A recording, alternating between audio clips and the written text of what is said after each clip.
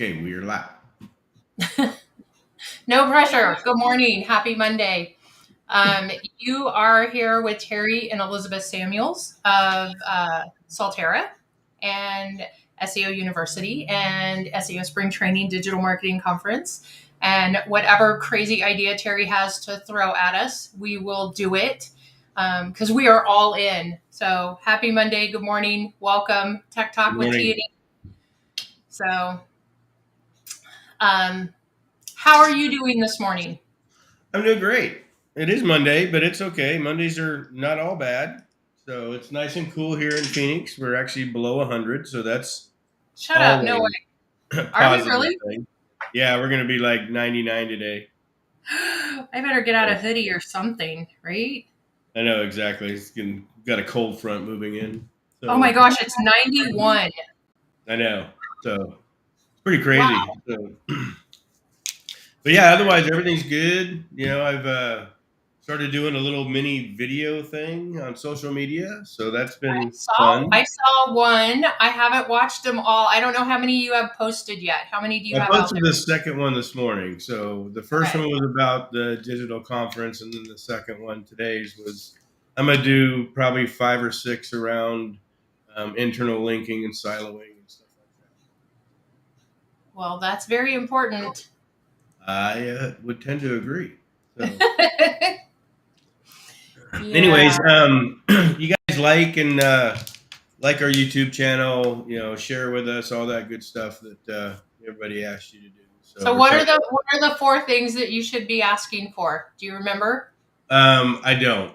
Randy's gonna yell at me, but I I know. don't.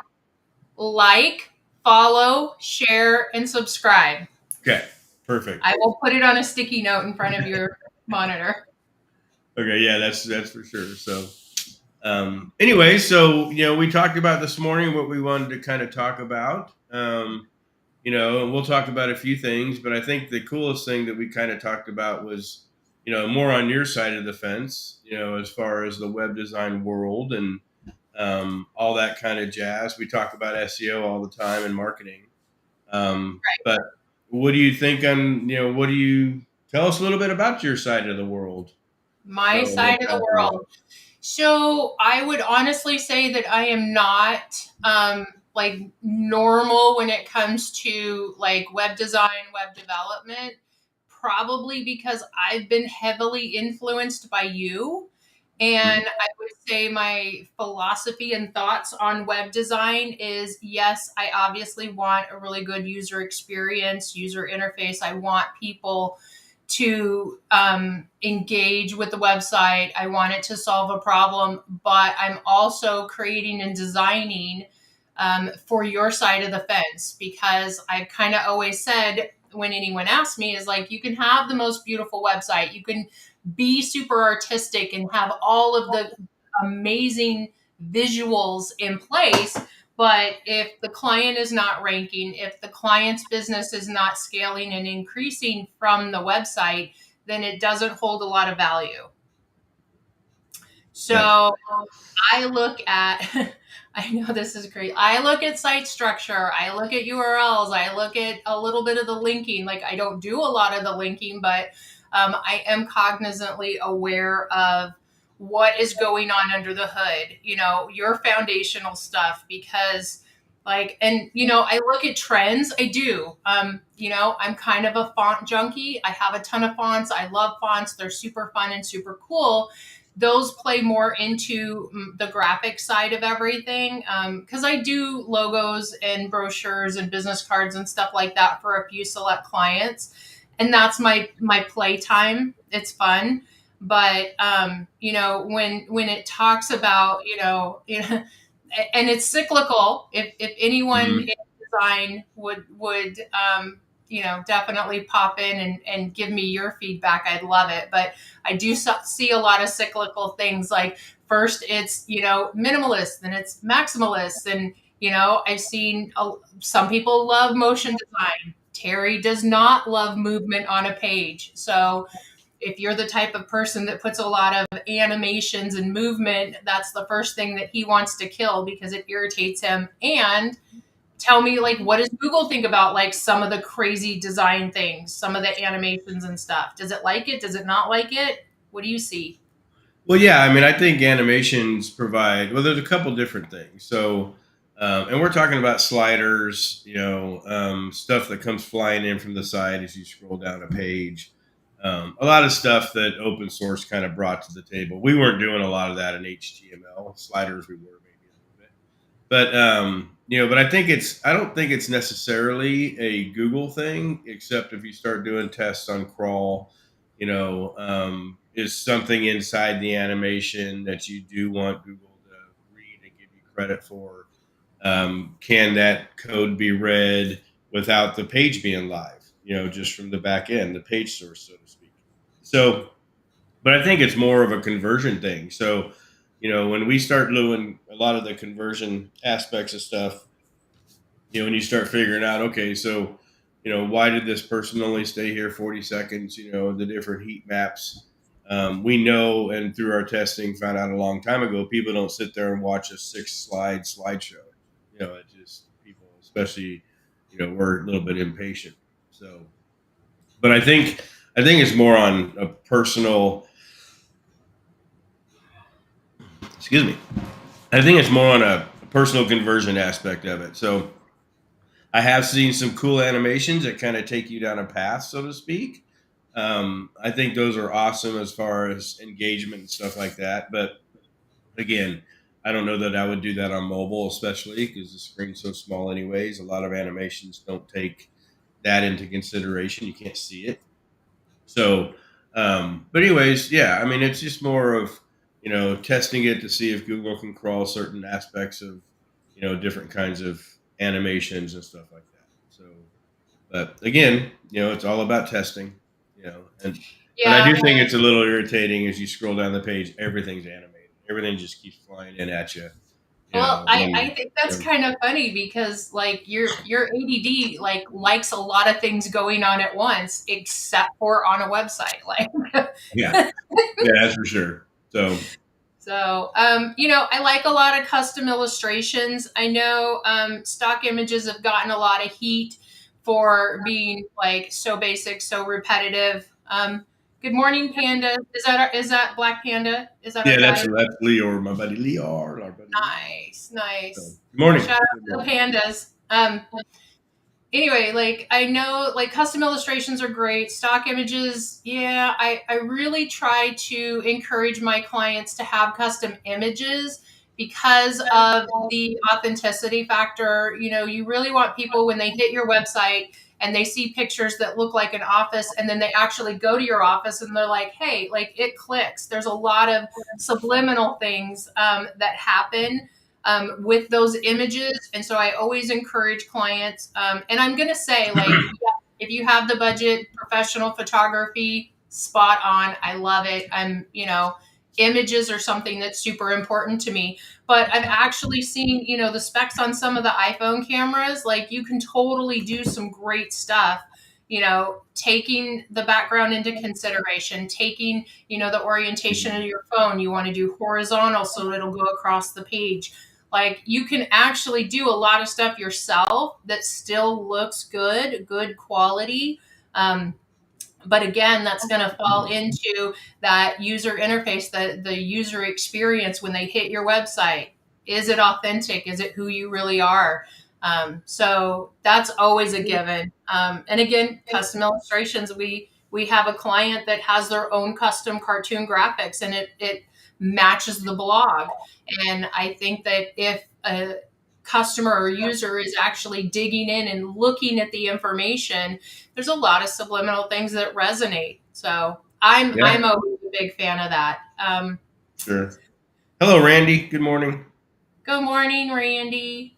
Best friend Randy. Best friend Randy.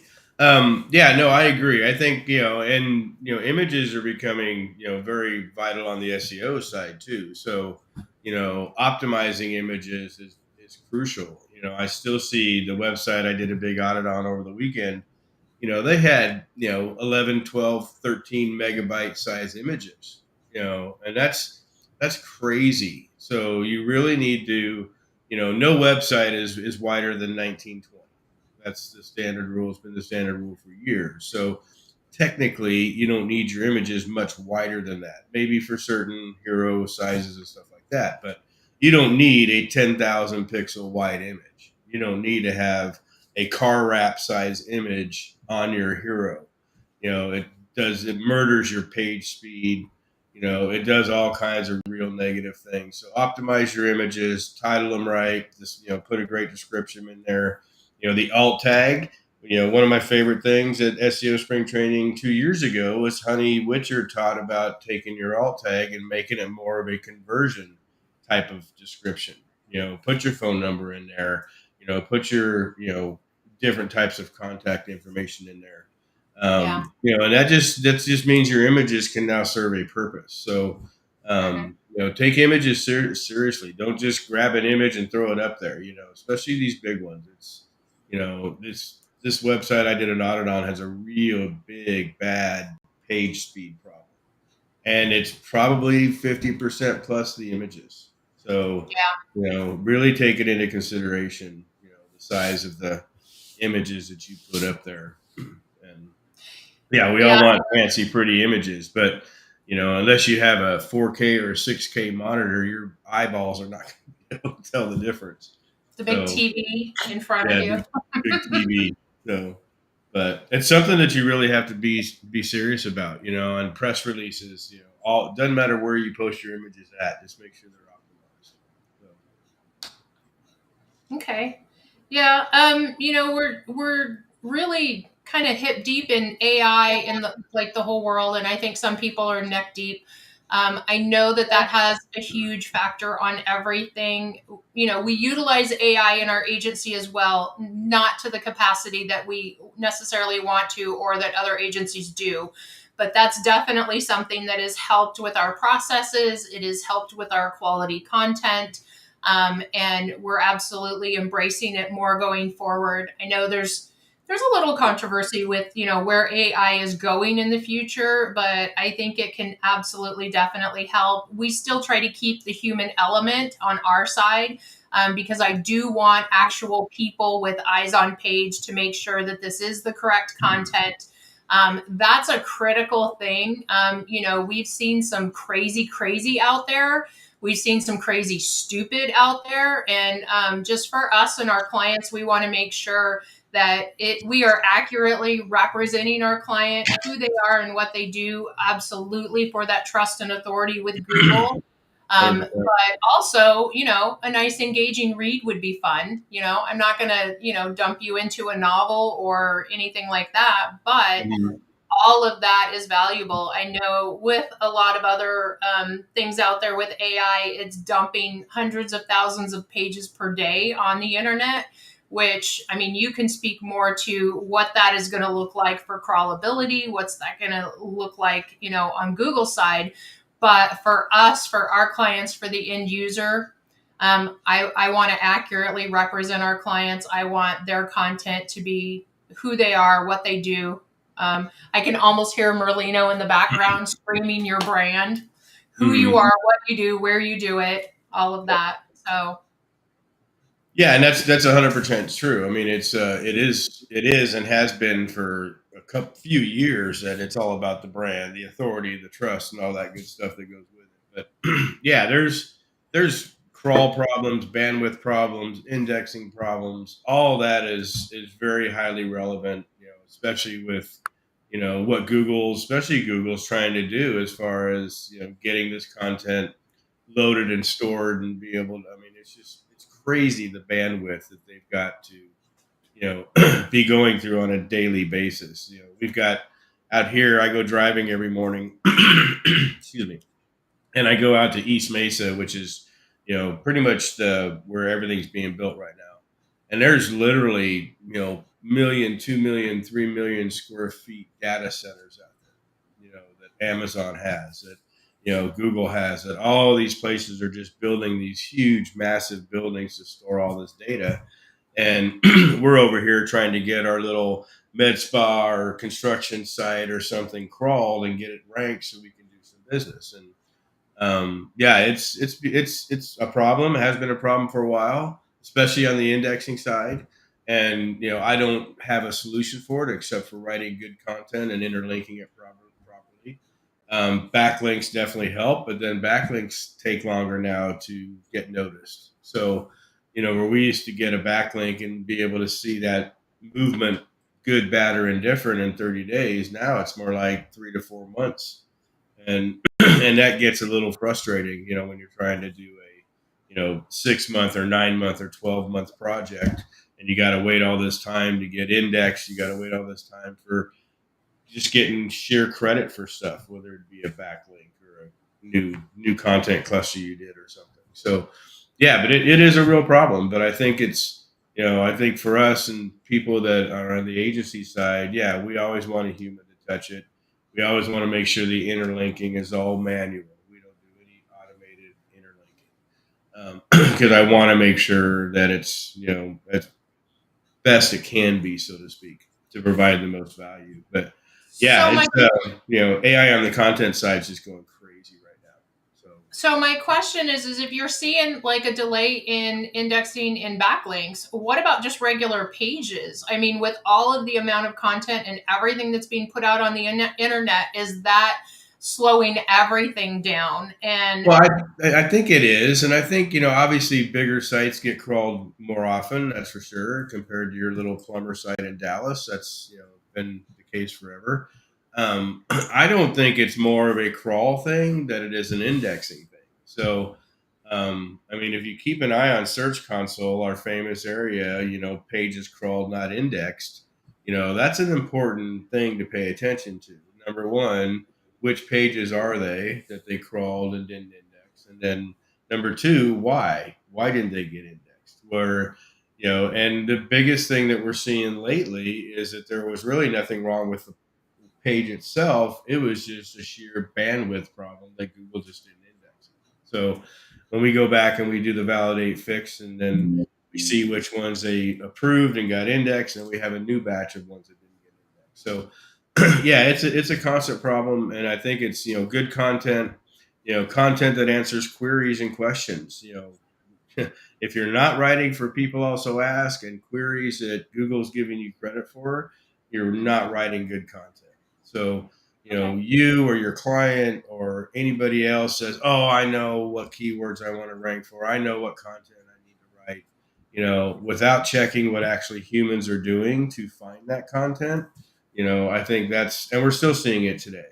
We're still seeing people writing 1, 2, 3, 4 blogs a month, just for the sheer fact of, hey, client, I did the 4 blogs that I promised you every month, without any real intent or real strategy behind those blogs. So I think it's one of the things I keep going with our clients and our company is that when we do finally get the crawl, we want Google to crawl the stuff that we want. So we want our sitemap to be set at last modified. We want to make sure that the content that Google's getting ready to crawl is interlinked properly. So the crawl can keep happening. Because if it hits a 404 or if it hits a broken link, I don't think that it skips that and continues on. I just think it leaves. So, especially nowadays. But I think that if you just be smart about content, make sure that you're writing content that people are actually, want to see and want to read and want to, interact with is huge. And then video I think is probably where we're going to be heading very heavily very soon. So we've always been big on doing personal videos, and we have the videos from all of our conferences and everything. But the biggest thing is that videos on pages now, to keep people on the page longer. We're a video country. We would rather watch a 2 or 3 minute video than read a 2 or 3 minute article. So, so let's do both. Let's put a video up there and the transcription, so we can get credit for both. So, I think video is where we're headed next. As far as, I don't know how much on the AI side, which is kind of one of the things I'm excited about the digital conference, because there's a couple people there that are going to show us how to automate videos. But I just think introductory videos, you know, review videos, referral videos, all these different videos that we can do, we can monetize even. I think is a next play. So. Well, I would say for my side of it, I want videos because of the connection. I want, like, say you have a business and you do like an introduction video. This is who we are, this is what we do, that kind of thing. That's going to resonate with people. Like, and I know AI is hot and popping and everywhere, but I'm still thinking about the end user. I'm still thinking about the client and the customer that hits that website, sees the business. They kind of get that connection. Like, you Yep. know, it's a real person, the authenticity factor. And I think that's one of the reasons, like, I know you and I are different on social media and where we go and what we do. And I think the authenticity with social media, I'm more on the TikTok side, and more as a consumer, not a producer. I'll be honest, but the videos that I resonate with are the authentic people, And yes, life is messy. I don't always want to see all of that on the internet or all of that online, but I want relatable. I want real, and I also want to be able to portray that for my clients. Yeah, I agree. I think the and we're still new to the video game. So as far as producing videos, we've been ranking videos forever, obviously, but I think when you start about producing content, and that's what it's all about nowadays. And social media is, at least from what we've been researching the past few months, is it's becoming the catalyst for almost every business. That sure, search is great and it's important. Organic keywords, organic traffic, all that stuff's worth dollars when you go to get your company evaluated or whatever. But the social media side nowadays is awesome. To get your brand out there, to get your products, your service. Social media is the platform to where people don't realize they need your services. When they sit down to a keyboard on Google, they have an idea of what they're looking for. They're typing something in. To where Facebook, especially retargeting in social media, but Facebook will be the ones that you're scrolling around, and because you searched on Google for Las Vegas, now all of a sudden you have all these Las Vegas hotels showing up with all these specials in front of you. That's powerful. I can't tell you how many times Elizabeth and I have done stuff because we were remarketed to, or we were talking about something, and all of a sudden these things are showing up in our feed. Crazy ass spies out there. But but the whole idea is that that's where people are at. That's where customers are at. We belong to a Facebook group here for Gilbert. When we moved to Gilbert, we didn't know much about where we moved to. It's a new town for us. We knew a little bit about it, but not living there. And so we joined a Gilbert group.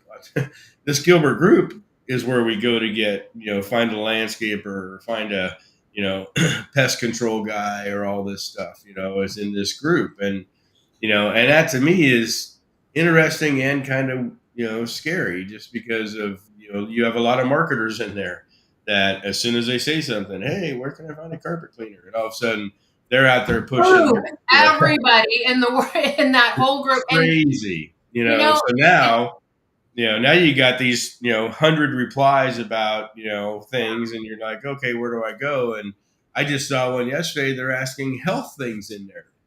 Hey, has anybody ever had this health? And I'm like, so now you got a bunch of strangers being doctors and giving medical advice, and I'm like, okay, a well, little that's weird to me. scary. That So, I mean, that right there, like, yes, I get that we are an instant gratification society. We want answers now. Like, the yeah, idea of scheduling an appointment for 2 or 3 days in the future, if you can get in that soon, and going and sitting and talking to a doctor and having faith and trust that the doctor's not bought out by the pharmaceutical company and is just going to treat the symptoms and not actually get to the root cause. That's like a whole other rabbit hole we can jump into. But yeah, people want answers quickly, and a lot of people are looking to AI. I mean, that right there, talking about like medical and combining it with AI, we know people in real life that are utilizing AI for medical diagnosis, that are really digging deep. And I think that that's just a reflection of our society. We don't want to wait for answers. those Gen Xers of us have trust issues. Like, okay, how do I know that that's the right answer? How do I know that you know what you're talking about? So Yeah, that's exactly. a whole other 5 rabbit holes. Yeah, and it is it is something, but we kind of like, keep our hand on the pulse. We're all about getting our clients to up there in the AI summaries and the AI results and all the different things that we're doing. And I get people that'll ask me all the time about stuff like that. And excuse me, I won't go into too much of it today, but just do really good SEO, or really good marketing. Marketing nowadays or SEO nowadays is more about everything. It's more about social media and those connections and sharing the content and having the interlinks back and the traffic and referral traffic that Mernino talks about. Referral traffic is something that you have to pay attention to. If you're not building your referral traffic, which means traffic from other places, then you're running down the wrong rabbit hole. So Google doesn't want to see Google all the time. Google wants to see Facebook and Twitter and all these different links coming from, email campaigns and, all these different traffic sources coming in is what you've got to pay attention to. So, when I get people coming to me and, tell me they're SEO specialists and I ask them a few questions about outside of SEO that's important for SEO, they don't have a clue. So, and use AI to learn this stuff. Have a conversation with ChatGPT. Hey, what else can I be doing for my client? My client specializes in this. Here's my client's information. Here's who my client is, where they do it, how they do it, and start having conversations. If you're just the keyword guy or the ranking guy, then you're probably going to get your butt kicked. So you need to be doing more. You need to be out there serving your client with different ideas, different strategies. They're looking at you for advice. And so if your advice is, hey, we can take this keyword from here to here and get 10 extra hits a month, well, is that really good advice? Or, hey, we can do this, this, and this and generate X number of leads. So, that's always a big thing to make sure that you're considering when you're looking at the full package of what you're doing for your clients. So, Well, and there's more to it also. Like, you have always been really strong in looking at the foundation. Like, what are we doing, all of the foundational things to lay the groundwork, and then through time, energy, and effort building upon that. Whereas, like you said, the ranking person, okay, let's think outside the box. What do those rankings do? So I get 10 more hits. Like, does that mean they convert? Not necessarily. That just means I get 10 more hits. So taking it the extra step and always looking to build and be better. Yes, okay, we're looking at 10 extra hits this month, maybe 8 more hits the next month. Like, let's build on that. But what does that look like? How can we convert? What else are we doing, to send signals and all of that? And again, now the conversation is all turned back to SEO when we started talking web design, because I still think that is the main important key. Yes, a beautiful website. Yes, I want it to be physically and visually appealing. I want it to give the end user the content that it's looking for, to give them the answers they're looking for. All the, authority and trust that we talk about. It all circles back to SEO. I can't just be a web designer. mm-hmm. Yes, it's fun and I like pretty things. I like pretty websites. But if my client's not getting more business, they don't want to keep me in my pretty website. They need more business. Yeah. Listen, I think it's all part of the package, so, Yeah. um, we've turned away clients because the website itself is just terrible. I mean, and we're not talking, meta and all that stuff. We're talking about the technical issues of the website itself. So we've done conversions from one theme to another theme, and we're a lot of people realize, or a lot of people know, that we're an Aveda house. Everything we do is in the Aveda theme, and we've been using that theme for 10 years. So, Longer. is it longer? Yeah, it's probably longer. But But we know that Google likes it as far as a crawl. We know that there's certain things we can do with that theme that you can't with other themes. And we also have done tests. When our first, all of our affiliate sites were built on the Thrive theme. And slowly over time, just because of sheer SOPs and working in the website itself, we started converting them to Aveda, and I couldn't believe the hockey sticks of total number of keywords now we were seeing just because we changed the theme. And it wasn't that we were using that as a test. We were just using it more of so our staff could work on one specific theme and not have to realize and work on 10 different themes, 10 different. So it became very important to us to say, wow, that's pretty cool. And we've even turned around this year, our new clients get a website. There's not even a choice in the matter. We'll make it look exactly the same. That's not a problem. But technically wise and functioning wise, the back end is going to be the Aveda theme. And we're pretty adamant about that. But you also have to think about that's what happens when you look at things hand in hand. When I get a project and I'm looking at the basic audits that we do to see if I even want to take it on, and there's, 17 H1s, and, you can tell a web designer didn't have any clue of the world of search. And so those are struggling things to run into, especially if the website's older, if it's been that way for a couple of years. So it's always something to keep in mind, and realize that your website's your hub of your entire online digital business. So it's got to work for all the different variables and platforms. So, anyways, yeah, no, I agree. I think that you build very well. You build very good websites for search. So even if they don't come on board with us on the search side, we know that the websites that you build will eventually rank. They won't. It'll take longer because there's nothing being done proactive. But they're there. All the pieces are in place. So, and that's super important. Well, that I would be doing my clients a disservice if I didn't take the foundational things into consideration. Mhm. Yep. I I look at URLs. Like if I'm ever going to do a conversion, I mean that's death. We've seen it 100 million times where a web designer will convert a site. They'll totally change the URL structure. Their rankings are abysmal, and they can't understand why they're not getting any business. Oh, I built this nice new pretty website. Well, You web just dev shocked the, yeah, you just shocked the gorilla is what you've done. So right? And, I look at, do we have our on page set up? Do we have some kind of siloing page structure? yep. Um, I Exactly. see it every single day. And like, I can't preach hard enough that yes, you're a web designer, but what is the ultimate goal? Like, are you just there to pad your portfolio and show people how you can make pretty stuff? Well, Mhm.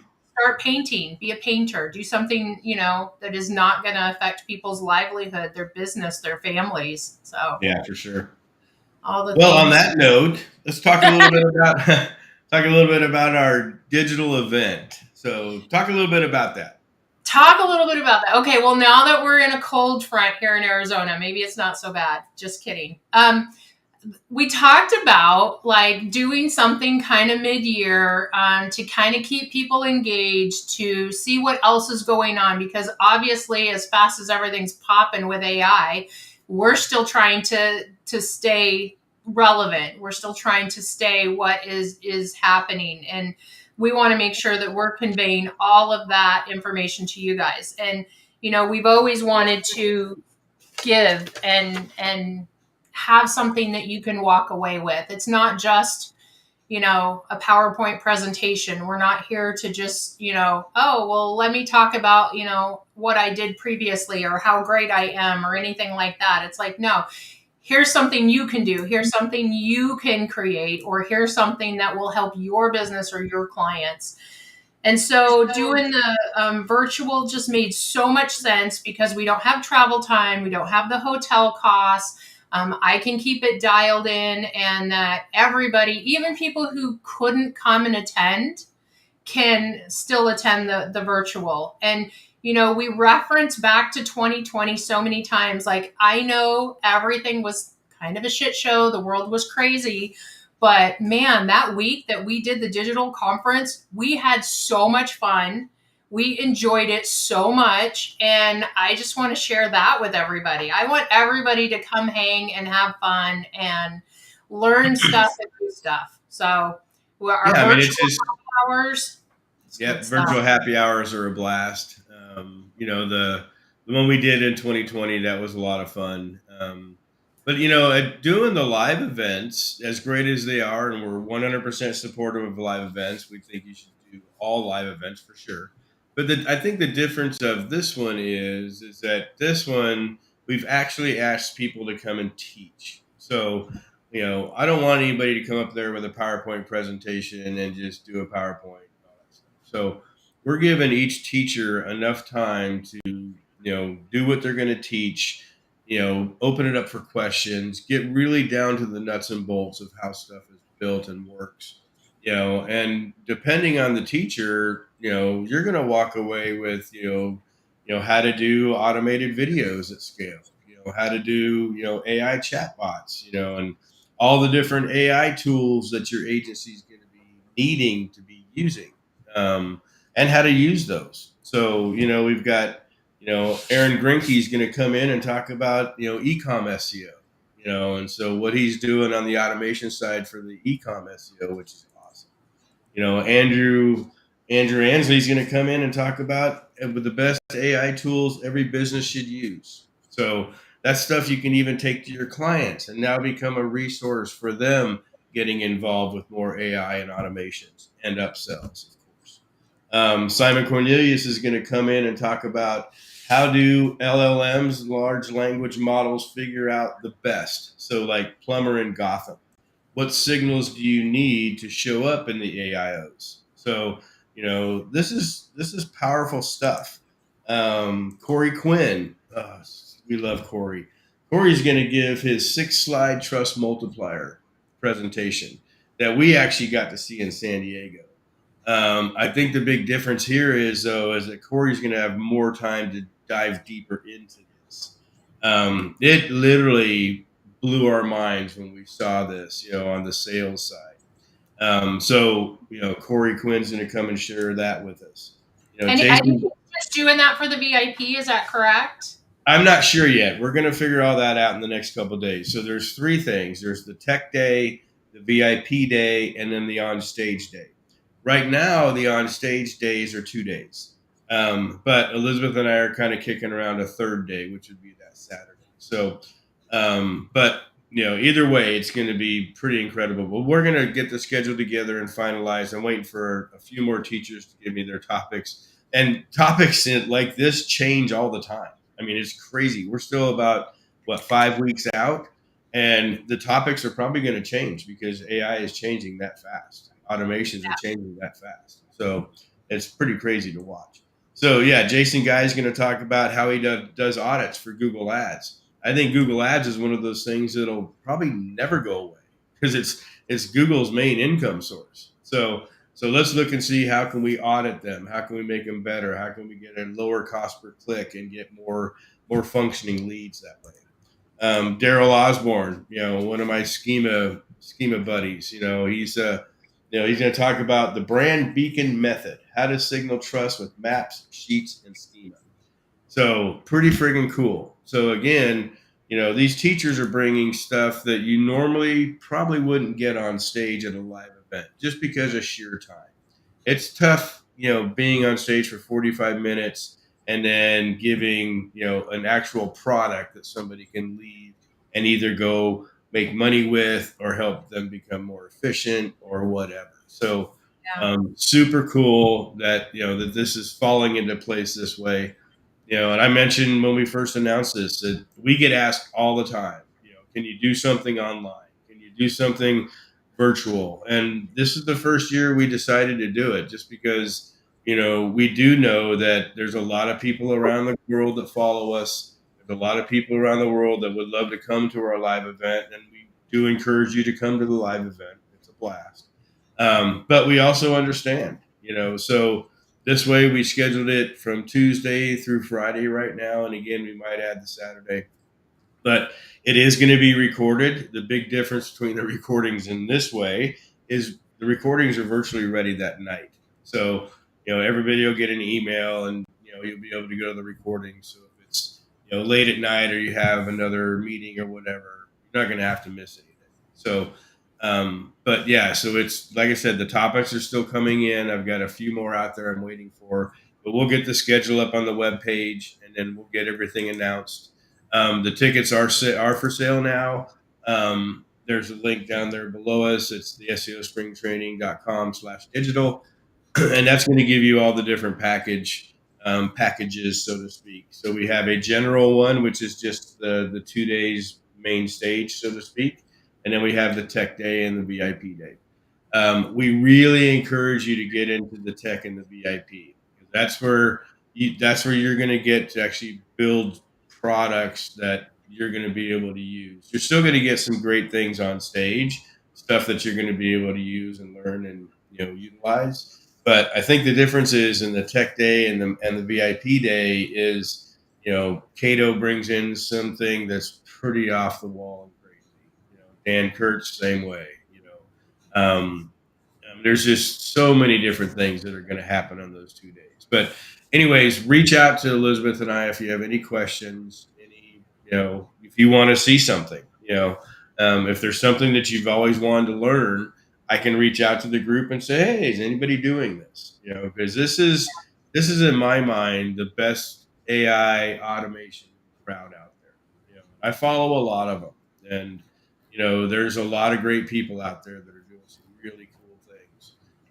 But they also have to be willing to teach it, and teach it and make sure that you're not holding back, so to speak. Give it all the nuts and bolts. Help us build it.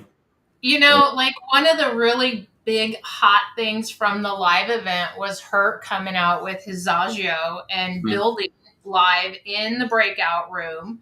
And he did that on Thursday, and by Monday that site he built was ranking. I mean, that's some crazy stuff. If you want to do some automated AI websites instantly, those are the kind of things that you can do, and that we're so excited about our network and our team and our group of people that do amazing, brilliant things. Yeah, for sure. So yes, definitely reach out, get your tickets, because we are going to limit this, even though it's virtual. We also got to remember that if we have 500 people trying to learn from one teacher, that might be a little bit overwhelming for the teacher itself. So, we are going to limit these things to make sure that people that are in the groups and in the event can actually be able to get their questions answered, get their concerns, the what if scenarios. This is the event to do that. So, plus with the after hours stuff, the after hours happy hour we're going to do. We're going to do an actual virtual VIP dinner, which should be pretty cool. Yeah. Pretty neat. I'm still working on the logistics for that, but with the tech part, with some of the actual builds, there's going to be prerequisites. You're going to have certain softwares and stuff. We'll have all that information available ahead of time as we get that from the teachers.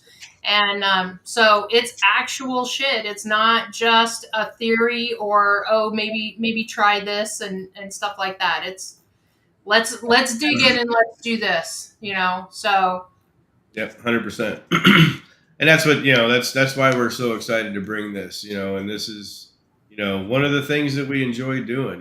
We like introducing our network to other people and the new people that we have in our network now.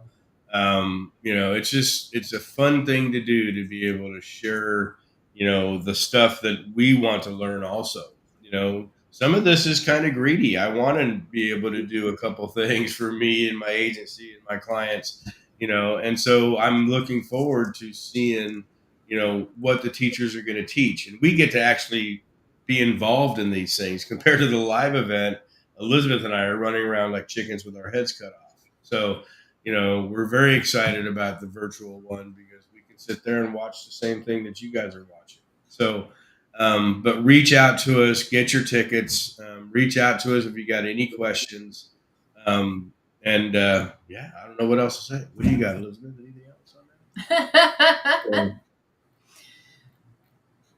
Did you actually catch any of the stuff from the live event? Did you get an opportunity to really kind of listen in, or were you running around like I know I did not? I did not either. I got bits and pieces from a lot of things, but it was especially with the breakout rooms, making sure they're all running and functioning, and starting on time and all that stuff. So next year when we do it at the end of April, it's going to be a little bit different. I think next year you and I might have a little bit more time to actually watch some things. So it's weird too because the year before I was able to watch a few. So I was able to see honeys and so there's some things that I have, but this last year I didn't get to watch hardly anything. So, but the videos, here's our announcement: the videos from the live event should be start going up this week, and that's also my homework too. There's some people that talked at the live event that I really want to dig into and see what they were talking about and how they're doing it.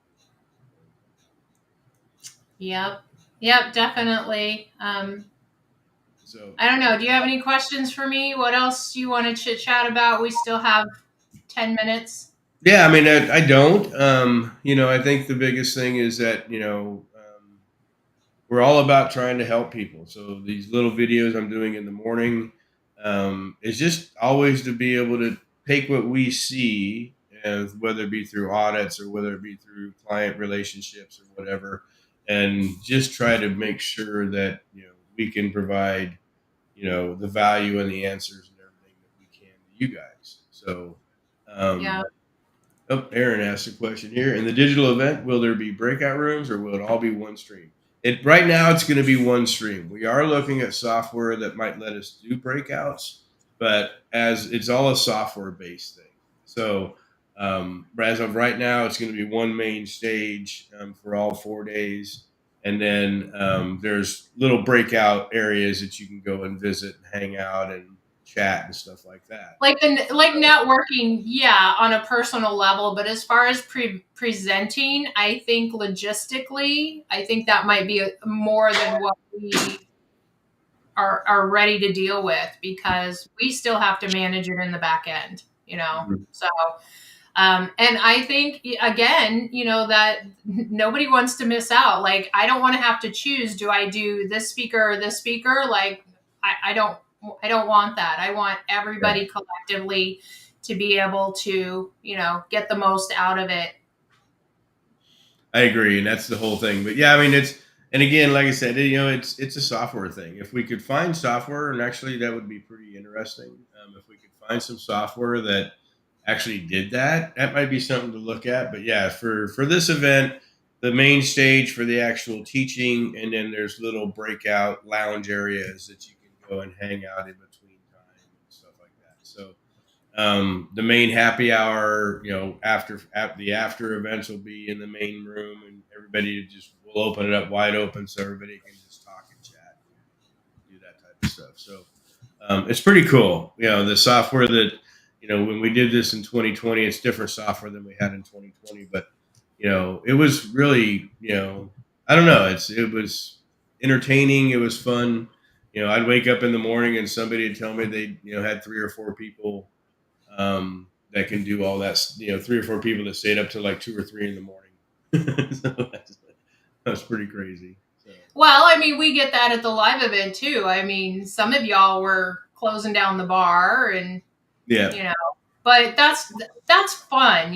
Like, obviously in session, we're here to learn. It's great. It's wonderful. But everyone loves the networking because that's when you can really dig in and be like, hey, what about this and what about that? So, yeah. We're looking at Zoom. One of the things about Zoom is more on the security side. But yeah, we're looking at a software that actually Zoom would plug into. So yes, we're definitely looking at that. Good questions. So anyways, but let us know, like I said, if there's anything that you want to know, anything that you're interested in learning. The biggest things that we want to look forward to is just, the whole idea of, getting people together that really want to. This isn't going to be basic SEO. So, I mean, if you're brand new to this business, it's probably not going to be a great event for you to go into. But if you want to see how AI and automations are working in different scenarios and different aspects, and that's what you should be kind of looking at nowadays. I and Elizabeth and a bunch of people have talked about that you'll get left behind pretty freaking quick if you're not starting to go down this path. And so, this is a great event to do that with, because you can kind of just see what's happening and get an idea. Wow, I never knew I could do that with video. That's something I can do on a Saturday. I can knock out, so you get these kind of information, these kind of learnings through these type of digital events, to where you can, dig in right there where they're talking. You're at your desk, you're not in a laptop situation in the middle of a conference room, to where you got internet issues and all the different things that hotels always have. But Yeah. you're at your desk. You can have dual monitors. You can watch them talk on one monitor and build on the other monitor. I mean, so I'm excited about the scenario, because that's the way I like to learn. I don't like to learn and then go back, so to speak, and then watch a video and try to catch up. I like to and learn and do as I'm learning, so to speak. Yeah, So because your ADD is in overdrive. 100%. I know how you work. I know, and I valid. There's probably a lot of people in our industry and in our space that also have the entrepreneurial spirit.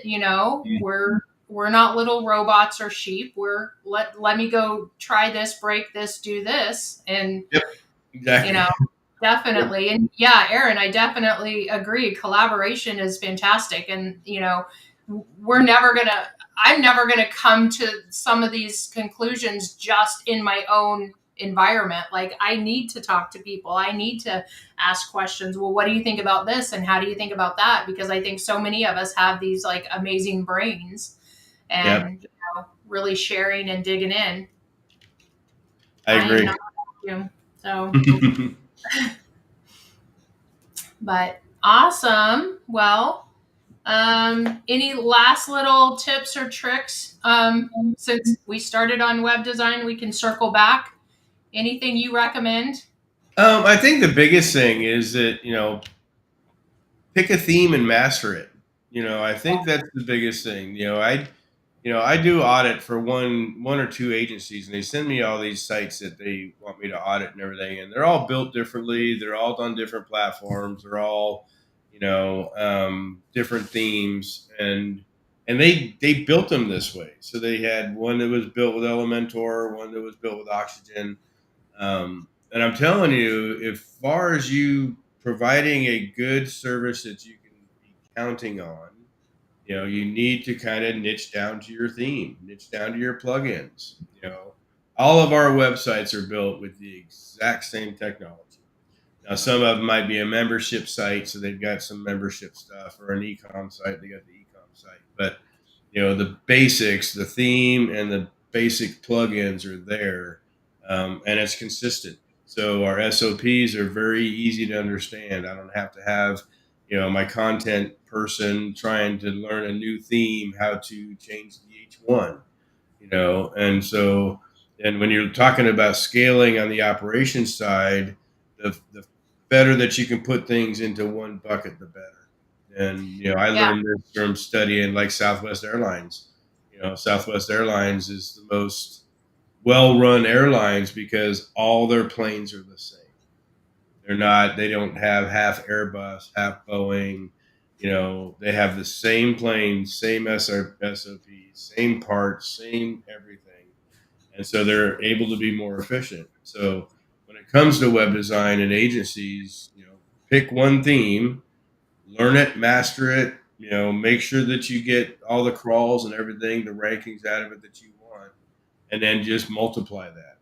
Again, we love the Aveda theme because there's some real things. And if you want to know more about this theme, reach out to Elizabeth. She loves talking about it. But we can do things with the Veda that other themes just can't do.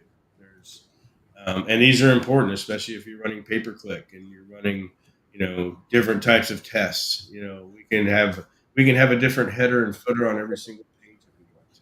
So it's got that much flexibility. But I think Well, that's my biggest advice is on the web design side is build for SEO, build for search, and then find a theme that you like and master it in your organization.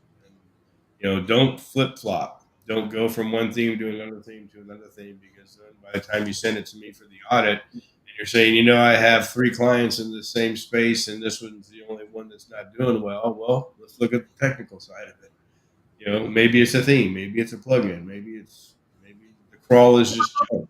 So and I would say one of the reasons why I love this theme so much, I am like the biggest cheerleader when it comes to Avada, is because in the beginning, when we first started our business, I thought, well, as a designer developer, like I should be a little more well rounded. I should know more of the things. And I would get in and I would try to use a different theme and I would get so super frustrated. Yes, I completely understand the concept of open source. Anybody and their brother can be a developer, and there is no consistency in the development as far as like, the back end and everything. So I get it and I understand it, but I could literally build in a weekend on Avada what it would take me weeks to build on another theme because I didn't know all of the intricacies and all of the in and outs. I also look at it from a standpoint for my customers. I had a client come to me that had one theme and it had a builder and it had this and it had that and it had all of these extra software and it ended up into $500 a year in recurring costs for that client that they had no idea.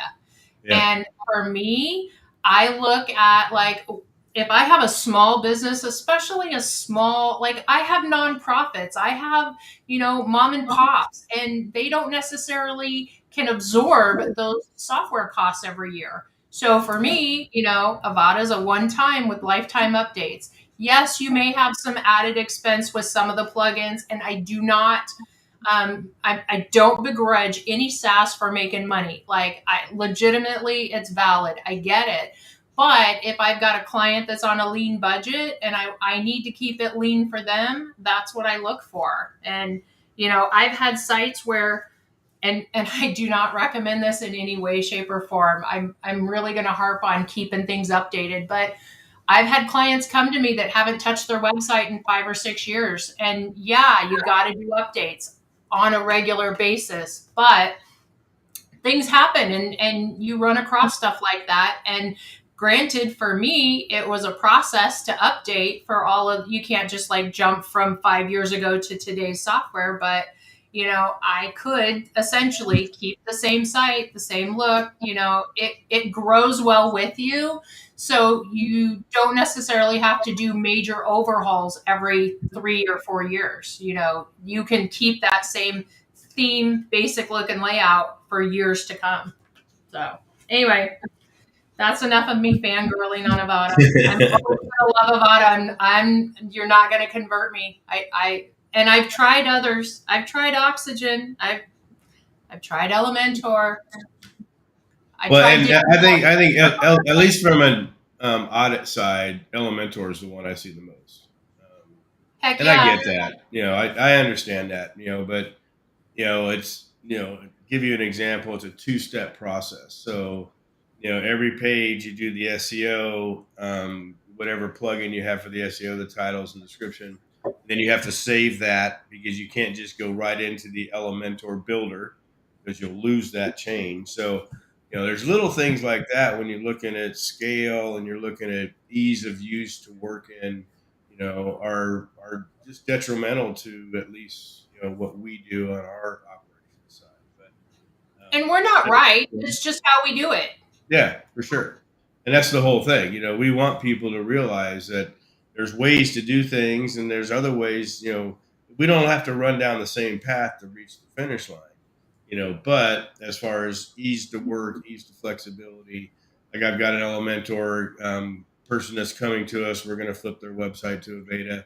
And one of the reasons I told her we're going to flip it is because I want their pay-per-click traffic to go to their website. Their pay-per-click traffic currently right now is going to a third-party site. I want that traffic. And through Aveda, we can build those landing pages, and they'll be true landing pages. They won't be, a page that you just make and there's a menu and they can click all over the website and go to the contact page. No, they're true landing pages. So there's some real good benefits about finding a theme like that and learning what you can do with it. So, but yeah, we're both fanboys, fangirls, fan couple on the Avada theme. I think at one time it was the most popular WordPress theme. I'm not sure that's still the case, but I think it pops up and down every couple of years or whatever, but it's been pretty consistent. I mean, it's usually within the top 2 or 3, I think, year over year. Exactly. So, but I mean, there's so much you can do with it. There's so much I can do with it. Like, I've had some crazy projects, and I'm like, wow, that's pretty awesome that I did that with that theme. So, yeah, 100%. So, okay, cool. But anyways, it looks like we're out of time. So we're at our hour. So thank you so much for joining us, everybody. We are going to, every Monday, 10 o'clock in the morning. Why we picked Monday, I have no idea. But it is a nice break from us because we have our staff meeting before and then we get into our podcast. So, but reach out to us, especially about the digital conference. If you have questions, reach out to us if you have other questions about Aveda, websites, stuff like that. We want to be a resource for you guys. So again, have an awesome week and let what us are the know 4? we can do. Huh? What are the 4? Do you remember them? Like, share, no, Follow and subscribe. follow and subscribe. Like, share, follow, and subscribe. All right. Yeah, I definitely need to put that on my whiteboard in front of me. So, Yes. anyways, thank you, everybody. Appreciate it. And then just have a wonderful Monday. week. Yep. Stay cool out there if you're in the heat.